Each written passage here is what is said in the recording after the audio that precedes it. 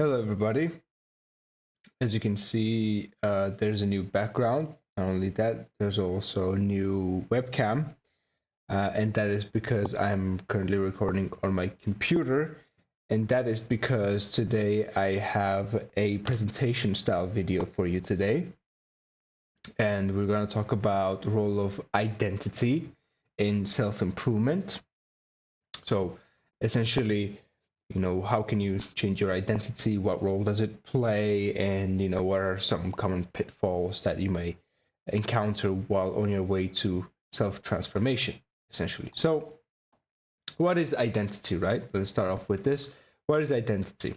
Identity is a deep rooted perception of ourselves which directly shapes how we behave, make decisions, and interact with ourselves as well as the outside world. So, we all have some sort of identity, and it has been shaped through time, how we spoke about ourselves, also what people spoke to us. They also shaped our perception of ourselves as well in many ways. And so, you know depending on what identity we have, we make certain kind of decisions, we have certain kind of habits that we do. And so there's also just it also helps us kind of interact with the world in a specific way as well, and how we project ourselves to the world as well. So for example, right, if you say that I am a disciplined person, right, if you're a disciplined person, you see yourself as disciplined, then you are more likely to be disciplined in life as well, in many areas of your life as well, right? And it is because you think to yourself that you are that person, and so you are more likely to kind of swerve towards that direction anyway. But if you say, for example, I am not good at something, right? Like I'm not good at finances, I'm not good at money, then you are more likely to not be good at my finances, at money, at fitness, whatever you think yourself that you're not good at. So you essentially put a specific boundary, you put yourself in a specific framework that is your identity, and that identity is either good at something or not good at something, right? And so you can essentially dictate as to how you interact and what you are capable of.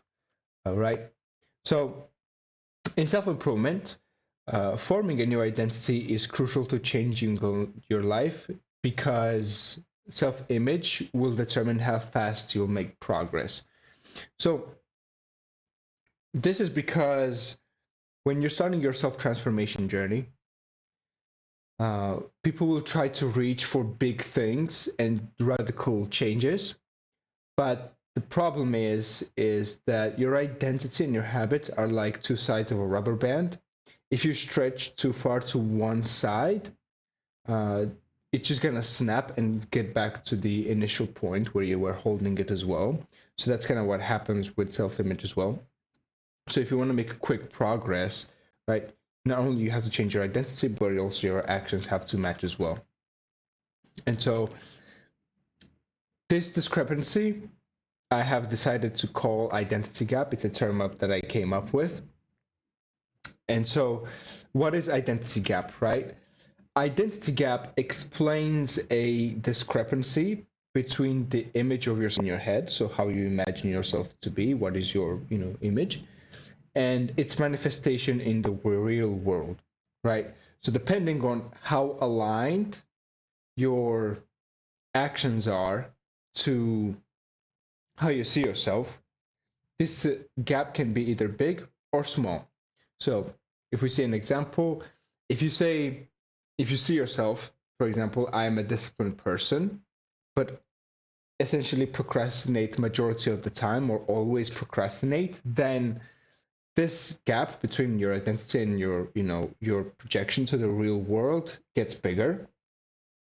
But if you say, I'm an athlete, you say to yourself that you're an athlete and you regularly work out, you go to the gym, you go for runs, etc., etc., you do any kind of challenging physical activity, then that gap gets smaller, right? So because your action and your perception of yourself are more aligned with each other, and so because of that, you essentially uh, enforce that identity even more upon yourself. Ideally, we want our perception and our actions to be one and the same or as aligned as possible, because you know we're not machines. We are humans, so sometimes we fall short, and that's totally fine. Sometimes we fall short. Sometimes we are not the best on the day, and so we need to try as much as we can to be aligned as possible. And if it's possible that it can be one and the same throughout the days and months, then your progress is going to be monumental. It's going to skyrocket. But if the gap is too big, right? Let's say you are constantly contradicting yourself, right? If the gap is too big, it can cause major internal conflicts that can cause you to fall back to your old self. So the rubber banding example that I said previously, right? If the gap between one end and the other end is too big, right? There's a lot of friction, so it can snap and get back to the snapping point, but back to the initial point where the rubber band was. And so this contradiction between your perception and your actions, for many people, some people live like this all the time, by the way. There was a period of time when I used to live like this, where people will say one thing, that they are one thing, but live another, and for them, like, that's like totally fine. Now, if you're watching this video, you are most likely not like that, and if you are like that, that's a bit of a wake-up call. That should be for you. But if you're self-aware, enough, then it can be hugely, huge source of conflict where you're trying to be some kind of person, but your actions don't match, and you are painfully aware of it. So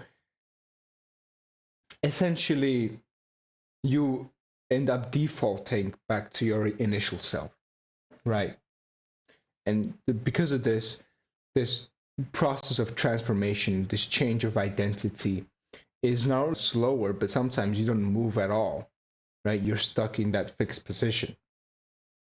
And so one of the most important things to do is to avoid this gap, or falling into this gap, let's say, and making it as small as possible, is to take action that are aligned with your thinking, and subsequently it will get smaller. So tips that you can, there's some tips that I can give you in order to avoid those pitfalls. Is that first one is, whatever you think about yourself, act like it. As I said right now, your actions must be aligned with whatever you say. It's not it should be aligned, it will be aligned, whatever. It must be aligned with what you think about yourself. But it doesn't have to be huge. And that's the second tip. Actions you take don't have to be monumental when you're starting off, right? They can be small, but also in that zone where it's uncomfortable, right? You're getting out of your comfort zone. Like, you don't start climbing Mount Everest when you can get up to your like fifth floor apartment by stairs, right? You're exhausted by then. So what are we talking about here, right? There's a huge gap in skill. Okay, you're not trying to climb Everest and Kilimanjaros and huge mountains and hills when you can barely get up to your stairs. So we have to start small, and by starting small, we have to also consider the fact that whatever we do has to be just slightly uncomfortable, right? If you never made your bed, and you say you want to be a disciplined person, and you never made your bed, well, the first thing you can do when you wake up is to make your bed, right? Because even those kind of small actions reinforce your new identity that you think about yourself, right? And those small actions, regardless of where you are in your self-improvement journey, if you're a total beginner or super advanced, those small actions, they compound, they add up, they stack up together. So it is incredibly vital that those small things that you do, those small habits, and those small chunks that you do, they help with building that new idea of yourself, new perception of yourself. So don't start climbing mountains. Start by making your bed, doing chores around the house if you want to be, disciplined, depending on what you can do, right? If you want to be a more fit person and you're telling yourself that you're more of an athlete type of person, you don't have to do 100 push-ups, but you can do 10 push-ups. You can go for a walk, or a jog, and run, etc. And those actions, even though they're small, they still reinforce that new identity. So definitely do that. And third one is to speak in the present moment. I've spoken about this many times in my previous videos, about delaying your progress for the future, right? Your transformation for the future. Remember, quickly remember how you speak to yourself when you make a mistake, for example, right? I am so stupid. I am so worthless, etc., etc. Those words that you say to yourself have present moment connotations with them, right? I am this, I am that. But when you speak about your improvement, it's like, oh, I will do this. Like, I will go to the gym. I should start going to the gym. I should improve in this department. I will improve. It's like, I can tell you right now, that is a wrong way to think about your improvement, because your brain doesn't register what it needs to do in the future. Your brain thinks about what it needs to be and do right now. So I want you to take out the will and shoulds and musts from your mental vocabulary and replace it with the present moment, right? I am.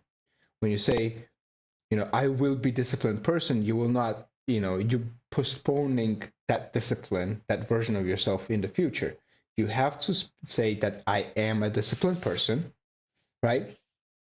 And so it will be much easier for you to actually become that person, well, the one we said in the previous slideshow, right?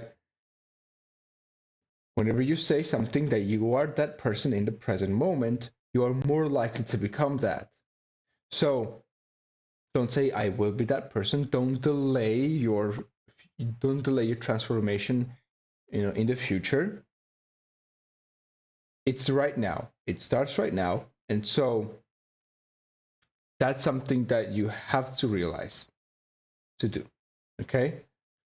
So in the present moment, speak to yourself. I feel like I'm repeating myself, but it's important to get through your head that, your transformation is not for the future, it's for the present moment. So that was about it. Make sure to subscribe because more videos like this will be coming out. Today I decided to do a presentation style video simply because I don't know what the hell this time it came from, but I decided to do more of a presentation style video simply because I feel like some things need to be explained in a certain way. And I also quite enjoy doing this kind of presentation style videos as well, right? Most of my videos on my channel, as you can see, is like I just sit down in front of a camera and explain to you some ideas. But with presentation, I can actually show you them visually, how they work with examples. So I think it's more understandable that way. This type of videos that I made previously didn't get too many views, but I don't really care, simply because it was super fun to make and actually very informative, I think, more than one of my previous videos. And so, yeah, I think I'm gonna make a couple videos like these. If you like it, you can like that. You can subscribe as well. I'm also working on something very important that will transform your life. And so, thank you for watching. Make sure to subscribe, and I'll see you in the next video. Have a good day.